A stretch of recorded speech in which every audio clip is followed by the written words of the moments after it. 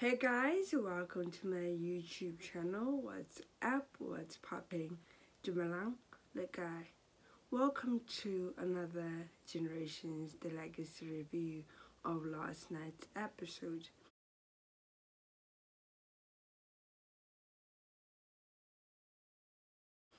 On this video, I'll be highlighting some scenes which I saw from last night's episode, so please stay tuned and enjoy.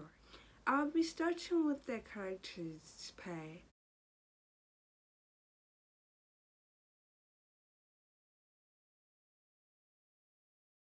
and CD.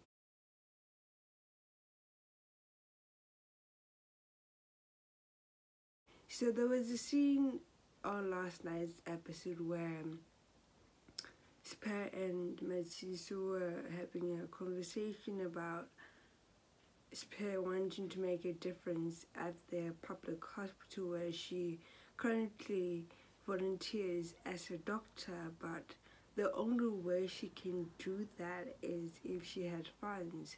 She had an idea about using the Morocco Foundation to fund the necessary equipment and help they need at that public hospital, but Sudi was a bit skeptical about it. She wanted proof before she can use the money from the Morocco Foundation. So Spare was like, okay, fine. If you want proof, then the only way I can show you is if you come to where I volunteer and see what is really happening, what's going on. I mean, this hospital was understaffed. There's no equipment that nurses can use. The patients are not attended to, and they need money for what they need. The medication is low. Obviously, we know why the medication is low. I'll get to that in a minute, but she really wanted to see why she wants to use the Morocco Foundation to help the hospital. Plus, Uncle Kabisi thinks it's a great idea and it's a great way to use the money that they have to serve the public. And Siti's a bit undecided about it, but she's willing to see what Spare is actually talking about.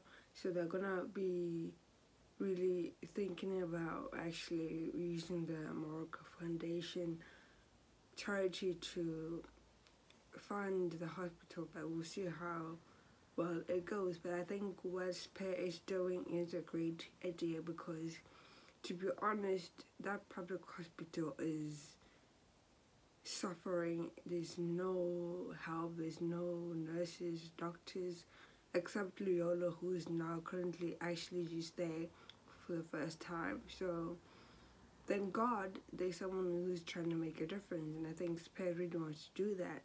Anyway, moving from that, I would like to talk about, let me see, I have some notes here with me.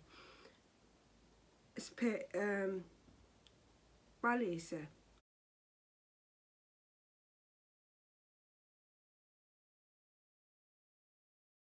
So we saw on last night's episode that Balisa ordered the prisoners to go on hunger strike, and they did that. They actually went ahead with it, but Balisa is still struggling. She's really trying to make a difference in prison, and to an extent it did work. I think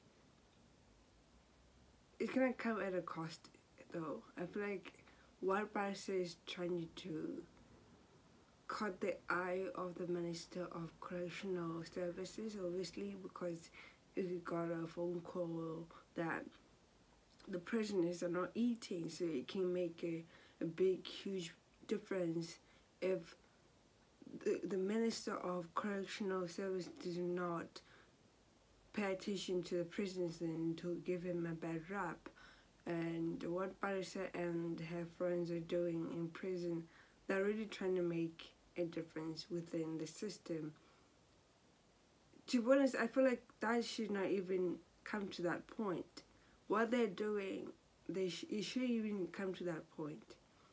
The system should protect the prisoners, regardless of what they've done. I mean, they're human beings at the end of the day. That's how I see it. And for the system to abandon the prisoners and ignore their needs, it's a bit sad to see. And what that scene was trying to show us as viewers was we need to be aware of what's happening in the world. You know, people are struggling out here, and most of the time the government or the system does not pay attention. They'll only pay attention if we make them pay attention, which is a bit sad to think about, but it's the reality of it, and we live in it, and are shining a light on it on generations currently with policy scenes. Anyway, let's move from that. I want to talk about Nonclaire and her mom.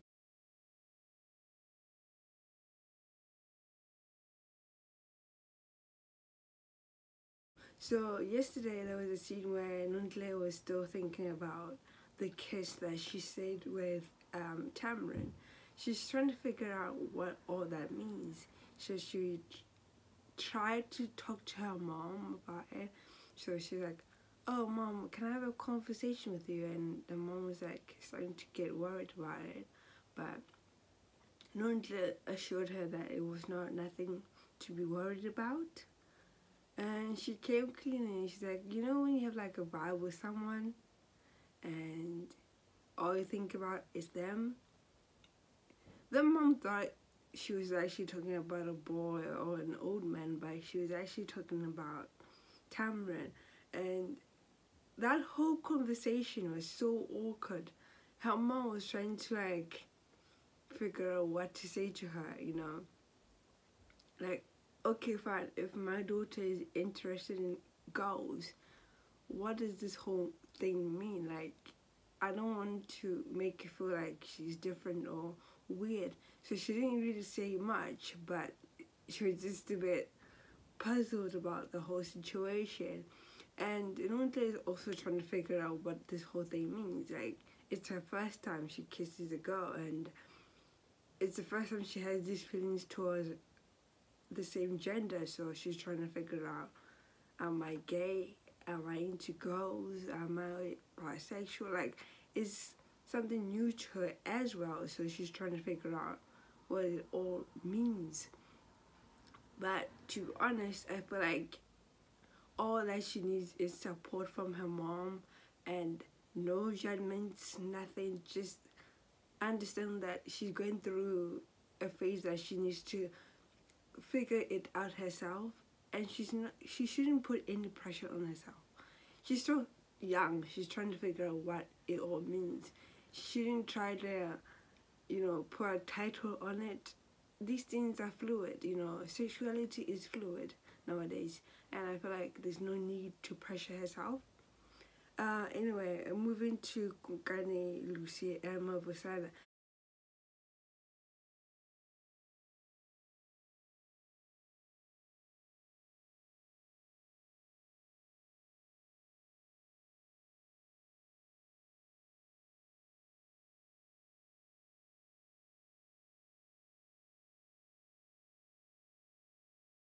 So, on last night's episode, Kumkani came through for Lucy. Okay, he actually came through for Lucy. So, Kumkani called Mavusana to his apartment, and he was like, no bullshit. Tell me what happened when Cosmo got attacked. He tried to, move around the situation, tried to lie about it. Kumkani was not having it. He's like, tell me. He said, oh, boss, tell me what happened. And he came clean. And Kumkani was like so pissed, you know, like he really wanted to strangle the life out of Mavusana, but he had other ideas. So after Mavusana came clean, I can't even think. Like that was the most hilarious scene I've ever seen. It made me laugh so hard. Like I couldn't even. Like it was just hilarious. So after Mavusana came clean, Kumkani whistled and Lucy came out of nowhere with the shambok. Like I was laughing my butt off when I saw that scene. It's like she's literally holding a shambok, and Kumkani's like, if you dare move, I'll snap your neck. So Lucy's there walking towards Mavusana with the shambok. It's like, you devil. He was just standing there, and Lucy whooped his ass. Like she was defending her brother. That's the kind of sibling you need in your life, you know. Someone who go hard for you. And Lucy does that for Cosmo, you know. Like when it comes to Cosmo, Lucy will kill anyone. Like she's all about family, and when it comes to her family, she'll go in, you know, she'll threaten anyone, kill anyone for her family, and that's what she did for Cosmo. And I think that was just amazing to watch. You know, she's paying back for what Mavusana did to her brother, you know, and that's a cool thing. I think that's an amazing quality to have as a human being, you know. Anyway, let's focus a bit on Jaara and Impossible.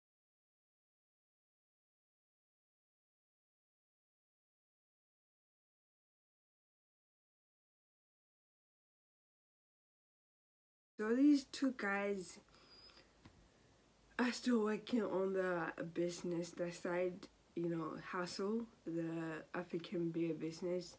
But currently it's not going as well as they expected. They're not even selling anything.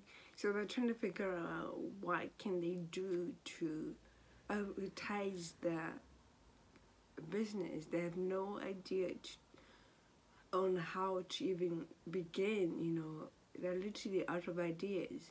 They're busy packaging the whole African beer, but they have no idea how to sell it. So Jarrah's just there at work, you know, making labels and posters for the African beer, but they have no idea how they're gonna sell it. But then he came up with an idea, which I'll mention later. Anyway, moving from that, let's talk about Nonclaire once again, but this time with Tamrin.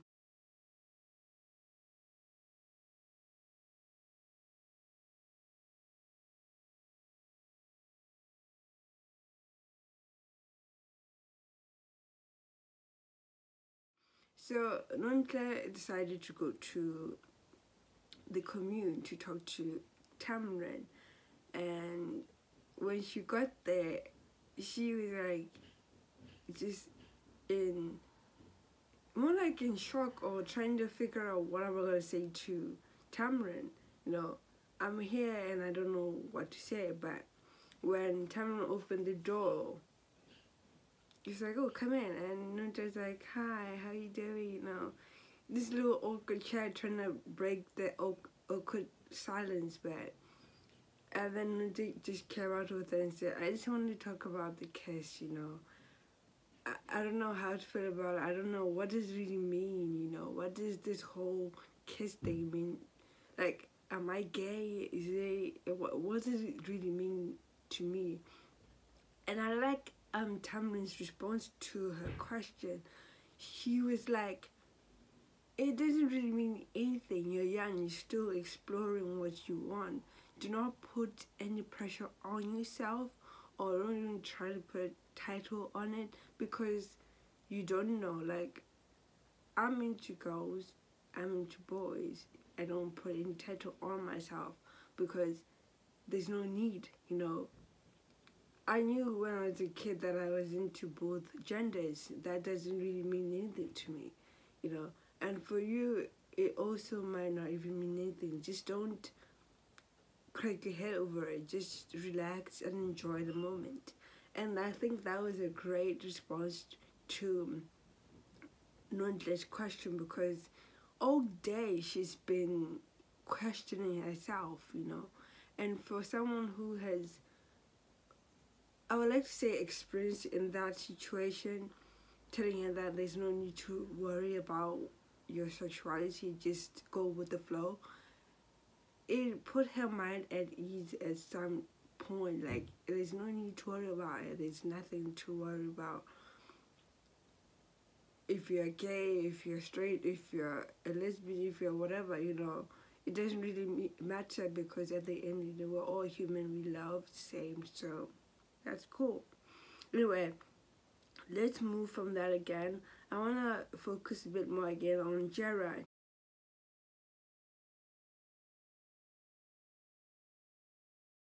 So Jarrah was at work, right, after the whole packaging scene for his side business, and he's really focusing on the labeling, the packaging of his business, but he got caught once again at doing his side business at his regular job, which I think is unprofessional of him to do. You know, you need to find time for your own side business and your regular job.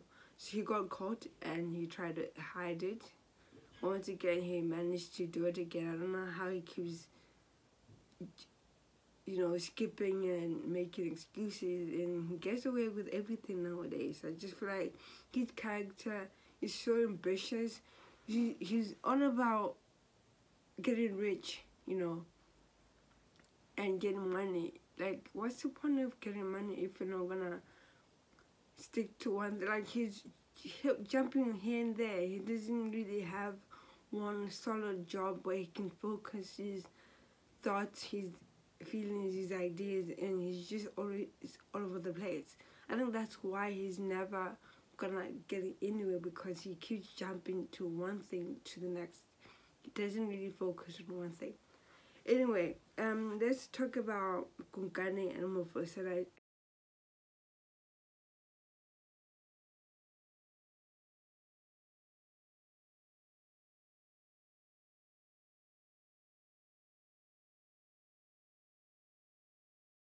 I know that I mentioned them earlier in this video.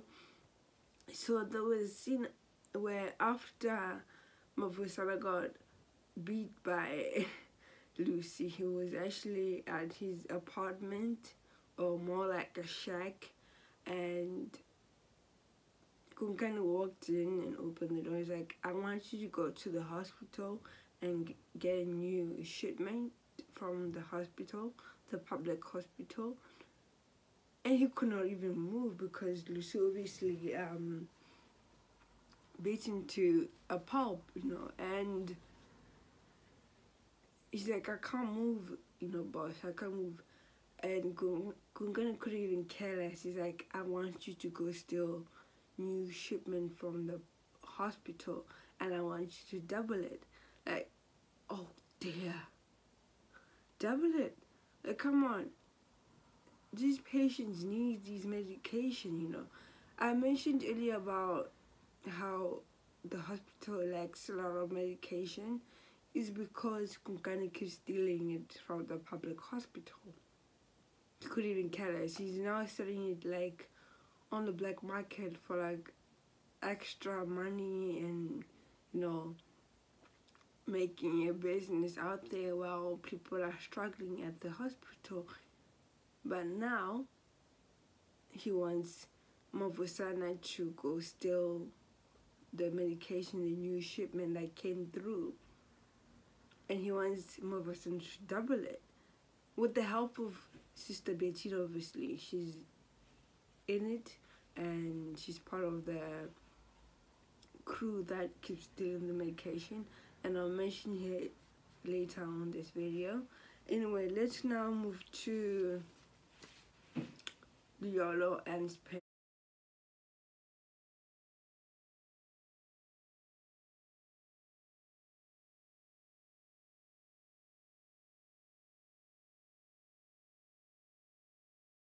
So there was a scene where there was only Yolo and Spare. They were like talking about how the whole hospital is suffering and what they can do about making it better. They also touched on the character Cosmo about his condition. So they found out that he has a staph infection, which is a serious infection apparently, and they've been trying to use all the antibiotics, but it's not working. He's built some kind of resistance to it, and now that the new shipment has come in, they're gonna try to use the new antibiotics that they have, but that's before Sister Bettina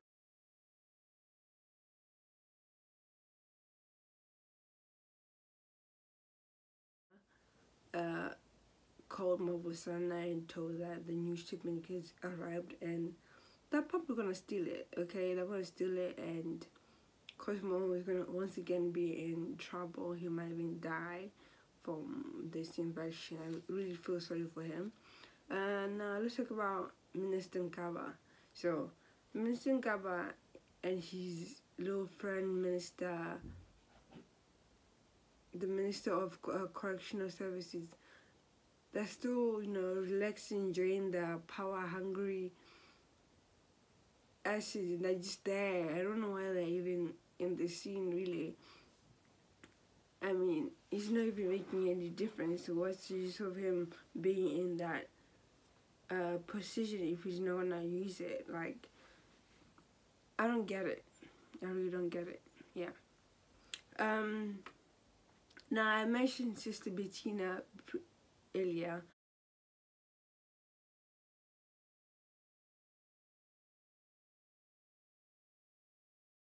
So she is part of the crew that has been stealing from the public hospital. They've been stealing medication to sell them on the black market, the street. And she told Mavusana about the new shipment, like I mentioned earlier, and they're gonna actually steal the new shipment. And we'll see what happens with that. Like, I feel like what they're doing is not good because these people are suffering. These patients are always in pain, and all they do is steal from the hospital where else pays trying to make a difference. I feel like that's just ridiculous. Now moving from that, let's focus once again on Jaara and Impossible.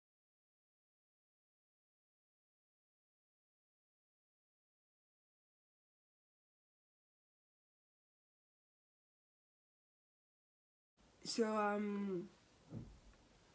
Jarrah came up with an idea while he was at his regular job. So he went to Lucy's shebeen, and he thought that he can convince Lucy to sell the African beer at the shebeen.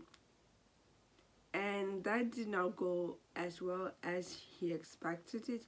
Lucy was not up for it. Lucy was like, do you know what? Don't play around.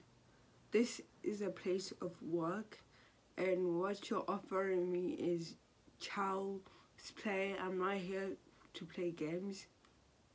And also, African beer is for special occasions, not for regular shebeens. I buy from great sellers, and you want me to buy, to sell, not buy, to sell your African beer in a shebeen? Like, where is the logic in that?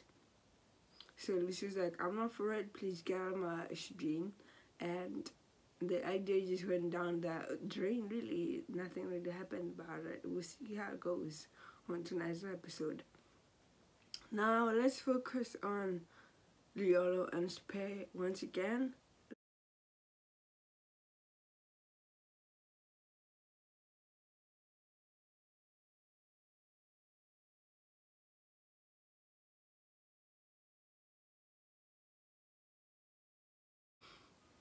Lastly, so Yolo and Spare are at the back room where they're like signing in the inventory and checking in all the medication. while they're doing that, Yolo finds out that the boxes of the antibiotics are empty. And Spare cannot believe what he was saying. So like, no, it can't be. I just brought the new shipment today. So it can't be empty. And Yolo's like, nah, it's actually empty. It's empty, completely empty. There's nothing. So they open the boxes and they find like the whole shipment is empty. It's gone. It's gone because Mavusana and Sister Bettina stole it. Well, she was talking to Matsuto about the finding. At the back room, Sister Bettina and Mavusana were stealing the medication. So they're now going to be questioned by the cops about the stealing. And I saw on the preview of tonight's episode that Lucy and her big mouth, like, let's be honest, Lucy did mention that she'll snitch if she has to. So she told Spare that the people behind this stealing is actually Gaddafi, and she could not believe it. She's like, trying to figure out why Gaddafi would steal medication from the hospital. So she's still in shock right now. She's going to be questioned by the police on tonight's episode. We'll see what happens and how far this whole storyline goes. I'm excited to watch it, to be honest. Some great news are coming out from this whole episode. So stay tuned and find out what happens on tonight's episode. Anyway, that's it for today. Please do not forget to like, subscribe, and share if you want. Peace out.